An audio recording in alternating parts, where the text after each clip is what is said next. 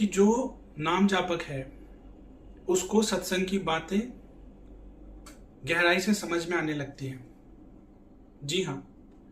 क्या है इसका मतलब? इसका मतलब यह है कि सत्संग में जो भी चीज़ें डिस्कस हो रही हैं, अगर शास्त्रों की बात हो रही है, भगवान की कोई माया, कोई लीला, उसका वर्णन हो रहा है,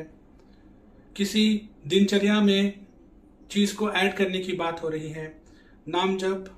या जीवन में गुरु के महत्व की बात हो रही है, कोई भी ऐसे विषय पर अगर चर्चा हो रही है तो उसको आप गहराई से समझना चालू कर देंगे। हाँ, ये जरूर हो सकता है कि उस सत्संग में बहुत सारे लोग हों, हजारों की तादाद में लोग हों, लेकिन ये जरूरी नहीं है कि उन हजारों में से सभी या अधिकतम जो सत्संग में कहा जा रहा है उसे गहराई से समझ पाएं या उसे अपने जीवन में उतार पाएं। क्योंकि जो नाम जापक होता है, जो उपासक होता है, उसके जीवन में श्रद्धा आने लगती है, और यही वो श्रद्धा है जिसकी वजह से आप नाम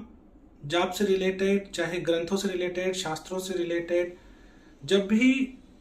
आप किसी चीज पर सत्संग को सुनते हैं, आप गहराई से उन चीजों को समझ पाते हैं, गहराई से चीजों को पकड़ पाते हैं और उनको अपने जीवन में उतार पाते हैं। ये एक चीज आपके साथ होने लगेगी। आप देखेंगे कि सत्संग की बातें सुनकर आप बहुत व्याकुल हो रहे हैं। सत्संग की बातें सुनकर आप बहुत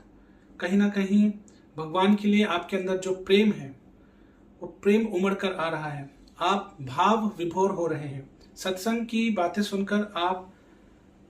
नाम जाप को लेकर, गुरु मंत्र को लेकर, या अगर आप दीक्षित हैं और अभी देह में आपके गुरु हैं, अभी तक आपने गुरु को वो सम्मान नहीं दिया है, या गुरु के प्रति वो आपके मन में अभी भी एक जो रिस्पेक्ट है या फिर जो एक दिव्यता का भाव है वो अगर नहीं आया है, और आप धीरे धीरे सत्संग सुन रहे हैं,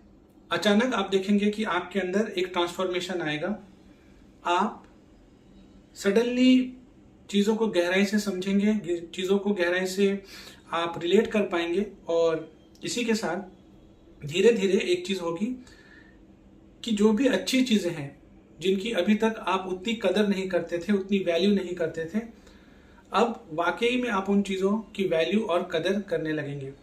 चाहे वो कोई किताब हो, कोई ग्रंथ हो, कोई अच्छी आदत हो, चाहे गुरु हो